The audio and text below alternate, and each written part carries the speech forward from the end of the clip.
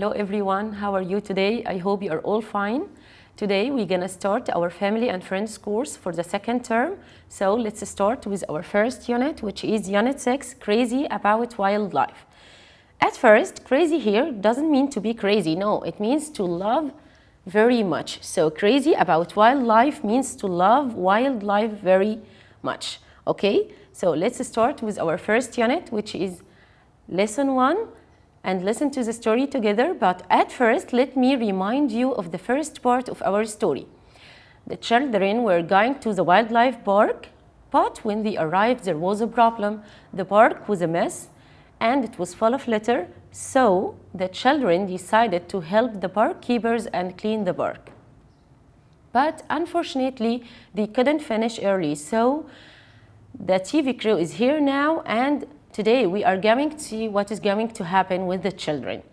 So please listen carefully to the audio and try to answer this question while you are listening.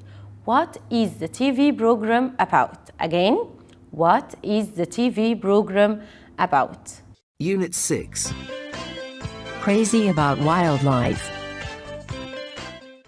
Listening 47. Listen and read. What is the TV program about?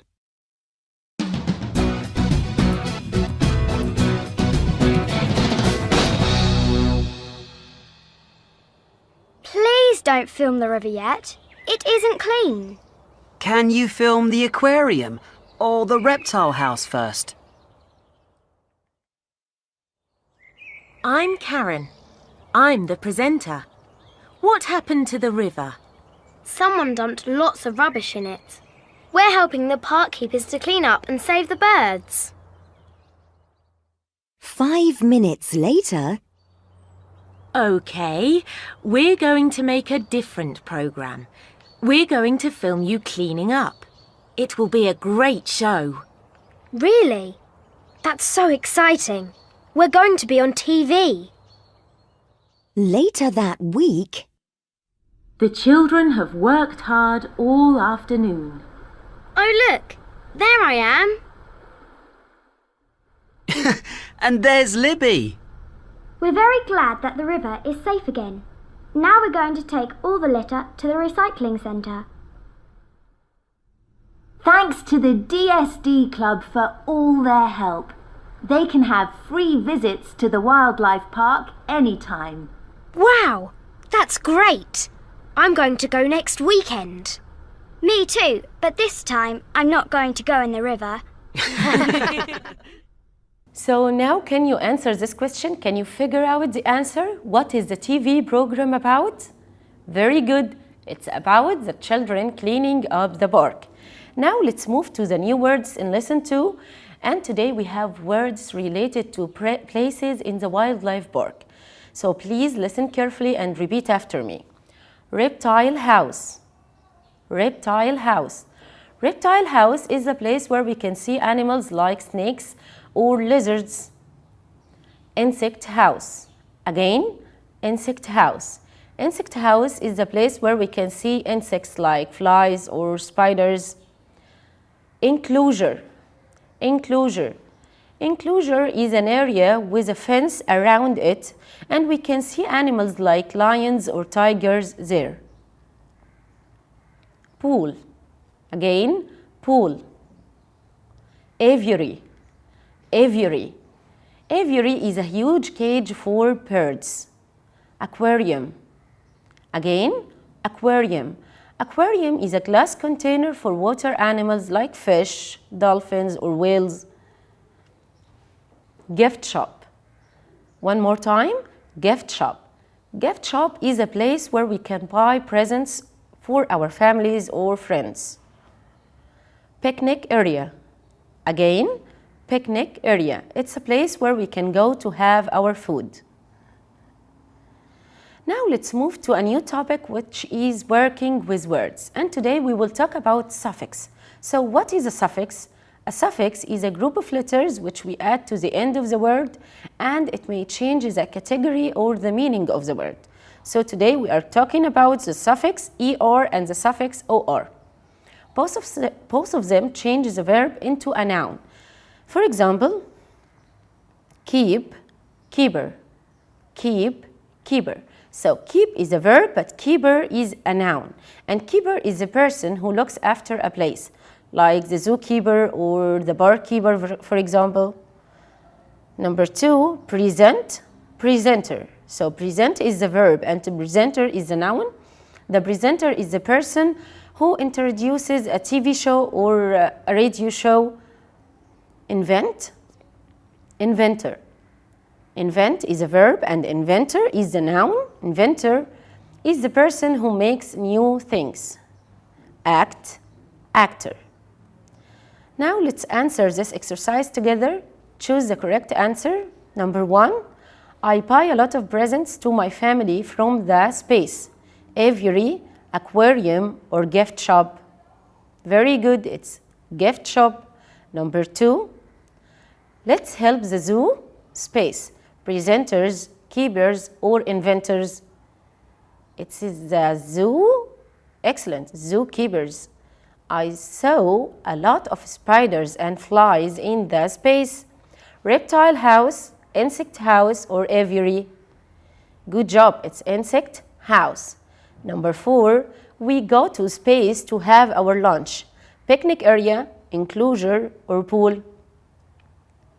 The correct answer is picnic area. Very good. Now let's move to lesson 3 and 4, and today we will talk about the future tense with going to. Okay, but at first let me remind you of the key words of the future. Can you remember them? Very good. They are tomorrow, next, in the future, soon, and later. Again, tomorrow, next, in the future, soon, and later. Let's talk about the form of going to. The sentence consists of am, is, or are, plus going to, plus infinitive or clean verb. What about the negative form? Can you remember it? It's very simple. Am, is, or are, plus not, plus going to, plus infinitive. For example, she is going to play tennis. So here I'm using going to express the future. If I ask you to use not, the answer will be very good. She isn't going to play tennis. Okay, now we have a new thing, which is the uses of going to. We use going to express, number 1, to express or to talk about future plans or intentions. For example, I am going to buy a new car. So it's my plan or it's my intention. I have planned to buy a new car. So here I'm using I'm going to buy. Okay? Number 2, to make future predictions about things we can see. What do we mean by prediction? For example, it's cloudy. It's going to rain. So it's cloudy here is a thing that we can see. And it's going to rain is a prediction. So again, we use going to talk about future plans or intention. And number 2, to make future predictions about things we can see. Okay? Now, let's answer this exercise together. Rewrite the following sentences. Number 1, she watches TV. Use tomorrow. Here, tomorrow is a key word for, excellent, the future. So we can use going to. The sentence will be, she is going to watch TV tomorrow. Number 2, he has planned to visit his aunt next week. Use going to.